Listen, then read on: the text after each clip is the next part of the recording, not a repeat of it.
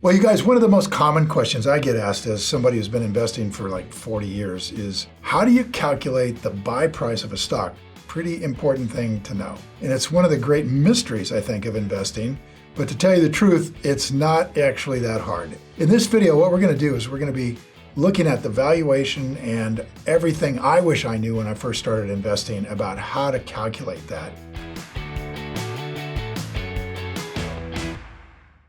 Intrinsic value is what we call the real value of the company. In other words, it's the present value. To be really MBA-ish about it, it's the present value of all of the future cash flow that this company is going to produce. Now, that's very MBA-ish. What it really means is a price that I would pay if I were looking to buy a public company, and it's typically about double the price that I'd pay if I were buying this thing as a private company.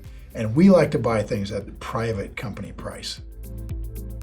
There's several ways to do this. There's the MBA way, and we do that. We call it the margin of safety analysis, where essentially we take the future cash flow of the company, we calculate a value for it out into the future, about 10 years, and then we discount that value back. We use 15% per year. In other words, if I think a company is going to be worth $1,000 a share in 10 years, then I think the intrinsic value today is about $250. That's a 15% discount rate backwards. So the intrinsic value today, $250, so then I want to buy it for like $125.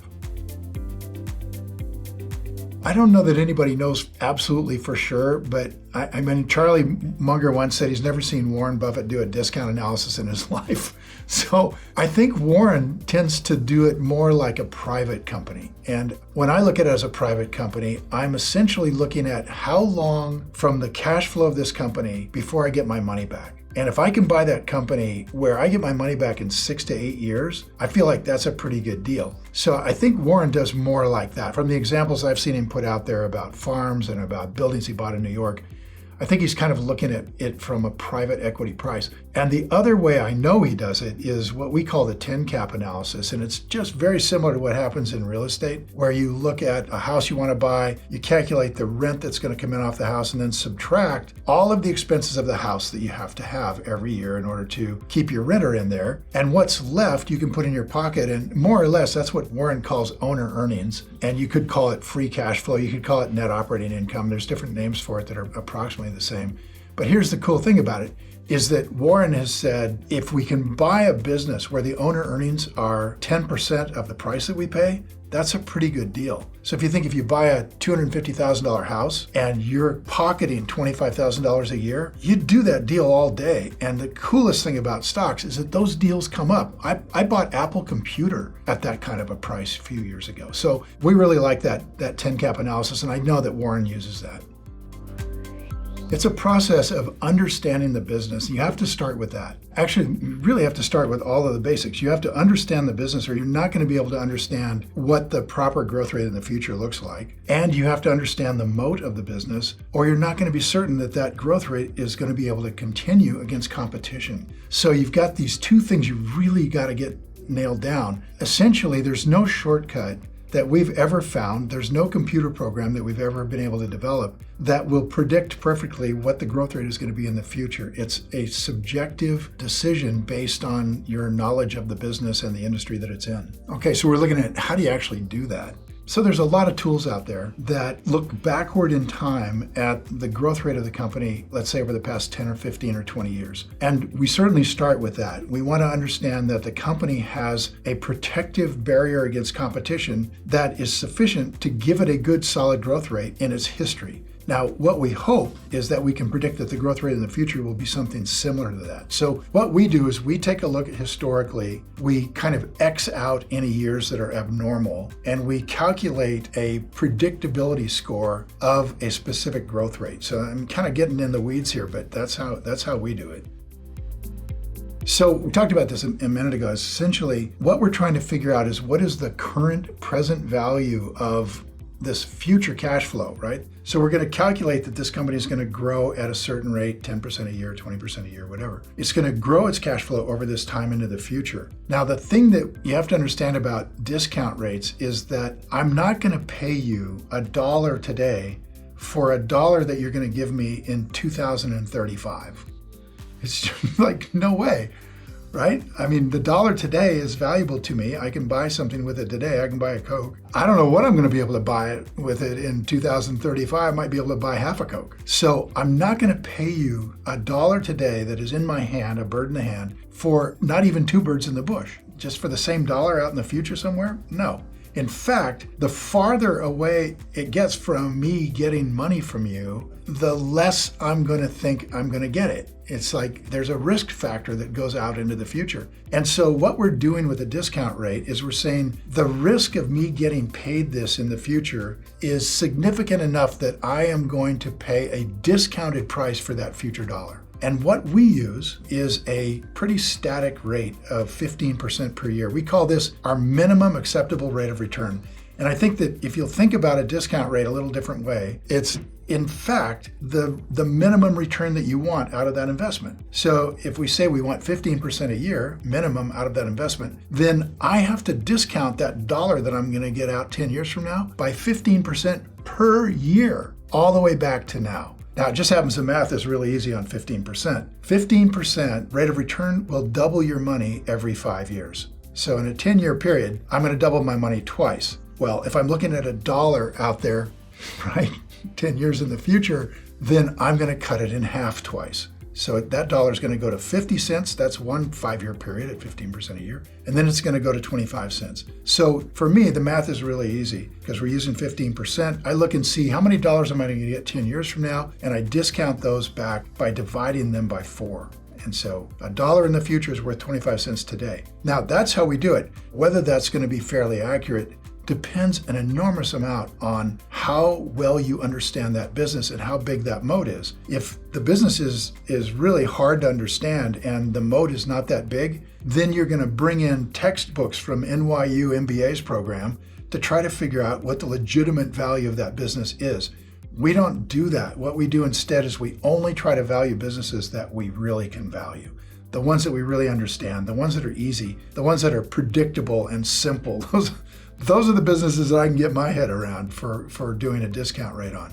So that's how we do it. It's crap accurate. It's terrible because you just don't know.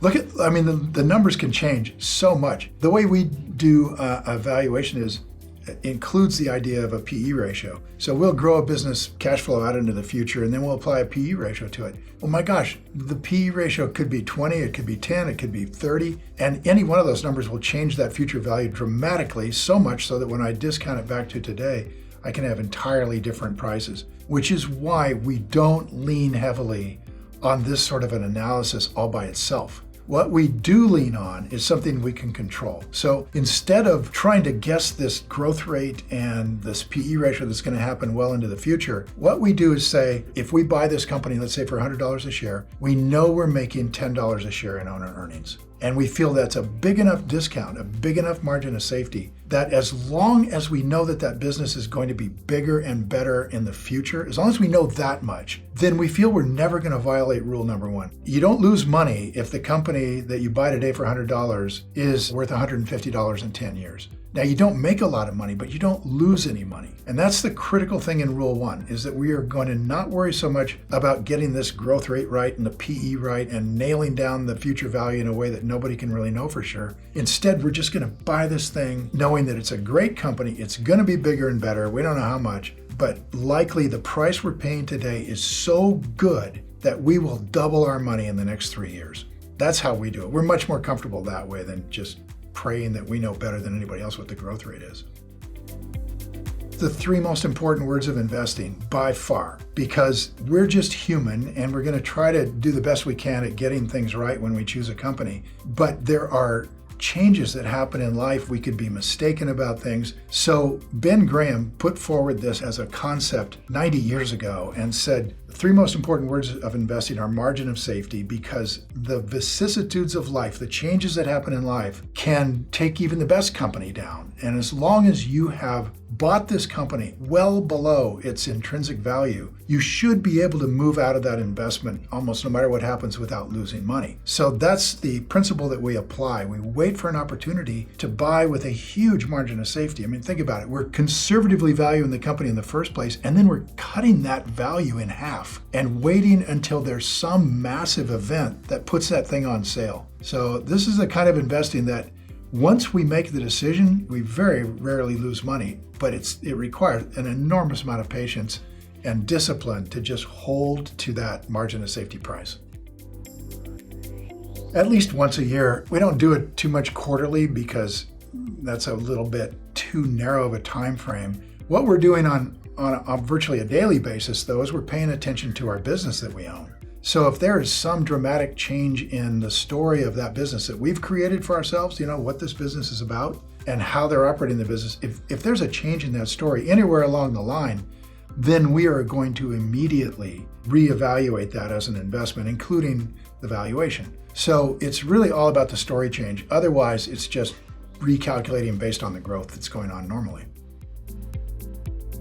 It's what all investors should do. I think there are certainly really good investors on Wall Street that do this. There's just not very many. I mean, Charlie Munger once said that 95% of the people on Wall Street make witch doctors look good. And he's saying that because the predominant theory of valuation on Wall Street is modern portfolio theory, which takes them off the hook for figuring out the value of the business at all. Because modern portfolio theory says that all businesses are priced properly all the time, that it's a 50-50 bet whether it goes up or down. And to exacerbate that, an enormous percentage of Wall Street is just investing in ETFs, exchange-traded funds, that don't look for valuation at all. They're simply tracking an index. So the idea of looking at a business, figuring out what it's worth, trying to buy it for a margin of safety, is something that very few people on Wall Street actually do. Hey guys, and finally, before I sign off, I just wanted to say, look, if you're serious about investing this year and you want to come and learn how to do it, how to value businesses properly, you want to learn that from my team and my analysts, my coaches, I would love to invite you to our next 3-day workshop. We teach for 3 days, entirely online. We cover not only the full Warren Buffett strategy, which includes, how to value businesses, which we've been talking about here, but also we teach how value investors use options in a low-risk way to get even more out of their investing, which is phenomenal. Warren Buffett's one of the largest option traders in the world. We'd love to teach you this. And we've taught this workshop now to over 25,000 people. And the reviews we get are just always fantastic. So if you're interested in joining one of our upcoming workshops, just follow the link in the description and the pinned comment. And hey, I hope we get to see you there. So thanks for watching. Now go play.